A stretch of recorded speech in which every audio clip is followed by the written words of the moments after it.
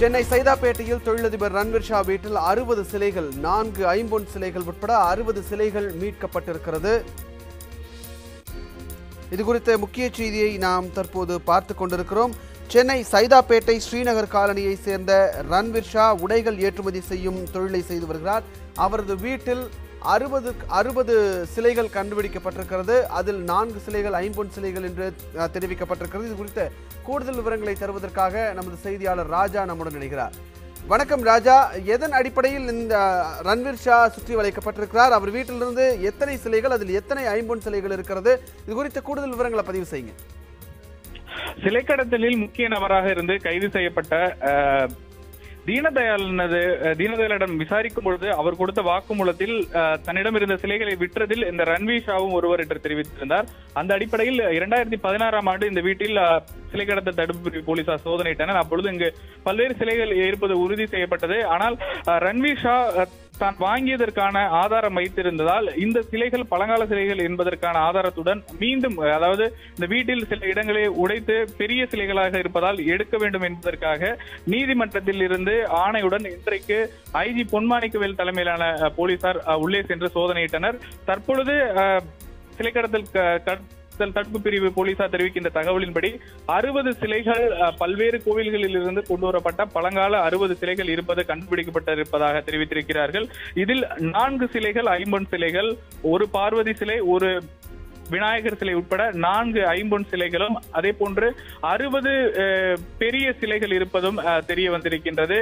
கல் தூண்கள் உள்ளிட்டவை பல்வேறு கோவில்களிலிருந்து எடுக்கப்பட்டவையும் இந்த ரன்வீர் ஷாவினுடைய சைதாப்பேட்டை ஸ்ரீநகர் காலனியில் உள்ள வீட்டில் இருக்கின்றது. தற்பொழுது அவைகளை எடுப்பதற்கான நடவடிக்கைகளில் சிலை கடத்தல் தடுப்பு பிரிவு போலீசார் ஈடுபட்டு வருகின்றனர். லாரி மற்றும் ஜேசிபி இயந்திரம் ஆகியவை அவரது வீட்டிற்கு கொண்டு வரப்பட்டிருக்கின்றது. அங்கு அந்த பெரிய சிலைகளாக இருப்பதனால் வீட்டின் சில பகுதிகளை உடைத்து அந்த சிலைகளை மீட்பதற்கான நடவடிக்கையில் ஈடுபட்டுள்ளனர். இது தொடர்பாக சிலை கடத்தல் தடுப்பு பிரிவு போலீசாரிடம் கேட்டபொழுது இந்த ரன்வீர் ஷா இருக்கின்ற சிலைகள் அனைத்திற்கும் வாங்கியதற்கான ஆவணங்கள் வைத்திருக்கின்றார். ஆனால் இந்த சிலைகள் அனைத்தும் எங்கிருந்து எடுக்கப்பட்டவை என்பது குறித்து விசாரணை நடைபெறுகின்றது. ஏனென்றால் இந்த சிலைகள் அனைத்தும் பழங்கால சிலைகள், விலை மதிக்க முடியாத பல்வேறு கோயில்களில் இருந்து கொண்டு வரப்பட்ட சிலைகளாக இருப்பதனால் அதனை பறிமுதல் செய்வதாக தெரிவித்திருக்கின்றார்கள். தொடர்ந்து இந்த சிலைகள் என்பதும் சிலைகள் எப்படி இவருக்கு கிடைத்தது என்பது தொடர்பாக விசாரணையிலும் ஈடுபட்டு வருகின்றனர். ரன்வீர் ஷா தெரிவிக்கக்கூடியது தீனதயாளனிடம் இருந்து சில சிலைகள் பெற்றிருக்கின்றார். தீனதயாளன் இடமிருந்தும் அதே போன்று பாண்டிச்சேரியில் உள்ள சில ஒரு ஆர்ட் கேலரியில் இருந்தும் அதே போன்று கேரளாவில் உள்ள மட்டச்சேரியில் இருந்தும் தான் சிலைகளை வாங்கியதாக தெரிவித்திருக்கிறார். எனவே இந்த சிலைகள் அவர்கள் மூலியமாக எப்படி இவருக்கு கிடைத்தது? ஏனென்றால் இந்த சிலைகள் அனைத்தும் சட்டவிரோதமாக பல்வேறு கோவில்களில் இருந்து எடுத்து வரப்பட்ட பழங்கால சிலைகள் என்பதனால் அதனுடைய விசாரணை என்பதும் தொடர்ந்து நடந்து கொண்டிருக்கின்றது. விஷ்ணு, ராஜா, இந்த ரன்வீர் ஷா என்பவர் யார்? அவருடைய பின்னணி என்ன? தற்போது எடுக்கப்பட்டிருக்கக்கூடிய இந்த சிலைகள் என்ன செய்யப்படும்? அது குறித்த தகவல் இருக்கிறதா? ரன்வீர் ஷா என்பவர் அதனுடைய முக்கியமான தொழில் ஆடைகள் ஏற்றுமதி இறக்குமதி செய்வதாக காவல்துறையினர் தெரிவிக்கின்றார்கள். அதே போன்று பிரகிதி ஃபவுண்டேஷன் என்ற பெயரில் இது போன்ற ஆர்ட் கேலரியும் நடத்துகின்றார். அதாவது இந்த பழங்கால சிற்பங்கள் குறித்த ஆர்ட் கேலரி ஒன்றையும் நடத்தி வருகின்றார். இவர் மும்பையை சார்ந்தவர் என்று கூறப்படுகிறது. இருப்பினும் இது தொடர்பாக தொடர்ந்து விசாரணை என்பது நடைபெறுகிறது. இவருக்கு எப்படி இந்த பழங்கால சிலைகள் கிடைத்தன என்பது தொடர்பாகவும் இவரிடத்தில் இருக்கக்கூடிய ஆவணங்களே சில போலியானவை என்றும் காவல்துறையினர் தெரிவிக்கின்றார்கள்.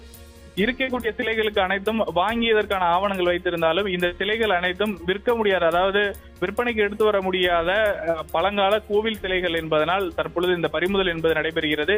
ஏற்கனவே இந்த இவருக்கு கொடுத்ததில் முக்கிய நபர்கள், அதாவது தமிழ்நாட்டில் நடந்த பல்வேறு இந்த சிலை திருட்டு வழக்குகளிலும் தொடர்புடையவர்களாக சுபாஷ் கபூர் மற்றும் தீனதயாளன் ஆகியோரை கைது செய்து ஏற்கனவே போலீசார் விசாரணையில் ஈடுபட்டு வருகின்றனர். இந்த தீனதயாளன் அந்த ஆழ்வார்பேட்டை இல்லத்தில் தான் பல்வேறு சிலைகள் இருந்து எடுக்கப்பட்டன. அந்த காலகட்டத்தில், அதாவது 2016 அவர் கைது செய்யப்பட்ட பொழுது அவர் கொடுத்த தகவல் அடிப்படையில் தான் இங்கு ஏற்கனவே போலீசார் ஆய்வு நடத்தியிருந்தனர். ஆய்வில் பழங்கால சிலைகள் இருப்பது கண்டுபிடிக்கப்பட்டது. இருப்பினும் சோதனை செய்வதற்காக அந்த வீட்டை சில பகுதியில் உடைக்க வேண்டும் என்பதற்காக தற்பொழுது நீதிமன்றத்தில் அதற்கான ஆணை பெற்று வந்து சோதனை நடத்திய பொழுது கிட்டத்தட்ட 60 சிலைகள் இருப்பது தெரிய வந்துள்ளது. இதன் மதிப்பு பல கோடி ரூபாய் இருக்கும் என்று காவல்துறையினர் தெரிவிக்கிறார்கள். 4 ஐம்பொன் சிலைகள் இருப்பதும், அதே போன்று பெரிய கற்தூண்கள், கோவில்களில் இருந்து எடுக்கப்பட்ட கல் தூண்கள், பெரிய பெரிய சிலைகள், கல் சிலைகள், 100 ஆண்டுகளுக்கும் பழமையான கல் சிலைகள் பலவும் இருப்பதாகவும் தெரிய வந்திருக்கிறது. தொடர்ந்து அந்த சிலைகள் குறித்து ஆய்வுகளை மேற்கொண்டு வரக்கூடிய போலீசார் இதனை இங்கிருந்து எடுத்து சென்று கும்பகோணத்தில் இருக்கக்கூடிய சிறப்பு நீதிமன்றத்தில் ஒப்படைக்க இருப்பதாகவும் தெரிவித்திருக்கிறார்கள். கும்பகோணத்தில் அந்த சிறப்பு நீதிமன்றத்தில் தான் இந்த அனைத்து வழக்குகளும், சிலை கடத்தல் தொடர்பான அனைத்து வழக்குகளும் நடைபெறுகின்றது. அங்கு எடுத்து செல்வ இருப்பதாகவும் போலீசார் தெரிவித்திருக்கிறார்கள். தற்பொழுது ஒவ்வொரு சிலைகளாக அவரது வீட்டில் இருந்து எடுக்கக்கூடிய பணிகளில் காவல்துறையினர் ஈடுபட்டு வருகின்றனர். இந்த சிலை கடத்தல் தொடர்பாக ஏற்கனவே கைது செய்யப்பட்டு தற்பொழுது ஜாமீனில் இருக்கின்றார் தீனதயாளன். அவர் மூலியமாகத்தான் பல்வேறு இடங்களிலிருந்து சிலைகள் எடுக்கப்பட்டதும் அதே போன்று விற்கப்பட்டும் இருந்தது. அதில் ஒரு பகுதியாக நடத்தப்பட்ட சோதனையில் இன்றைக்கும் பல கோடி ரூபாய் மதிப்புடைய 60 சிலைகள் இந்த வீட்டில் இருந்து கண்டுபிடிக்கப்பட்டிருக்கிறது. ராஜா, இந்த சிலைகள் எல்லாம் அழகு பொருளாக அங்கே வைக்கப்பட்டிருந்ததா அல்லது பதுக்கி வைக்கப்பட்டிருந்ததா? அவருடைய ரன்வீர் ஷாவுடைய வீட்டில் ஒரு சில பகுதிகளை உடைத்து இது கைப்பற்றப்பட்டிருப்பதாக தகவல் வந்திருக்கு.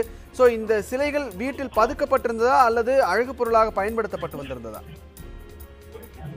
இங்க இருக்கக்கூடிய பெரும்பாலானவை ரன்வீர் ஷா வாங்கியதற்கான ஆவணங்கள் வைத்திருக்கிறார். அவர் வீட்டில் அழகிற்காகவும் வைத்திருக்கிறார். அதாவது பிரகிருதி ஃபவுண்டேஷன் என்ற இந்த இடத்தில் அந்த வீட்டில் வந்து அவர் பதிவு செய்து ஆர்ட் கேலரி போன்றும் நடத்தி வருகிறார். அவரும் சிலைகள் அதாவது வாங்கி விற்கக்கூடியதும் செய்திருப்பதாக தெரிகின்றது.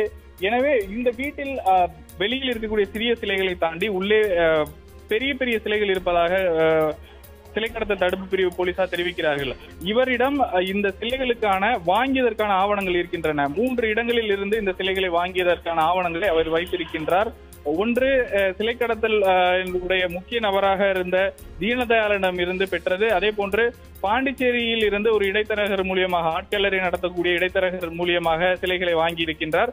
கேரளாவில் உள்ள மட்டச்சேரி என்ற பகுதியில் செயல்படக்கூடிய ஆர்ட் கேலரியில் இருந்தும் வாங்கி இருக்கின்றார்.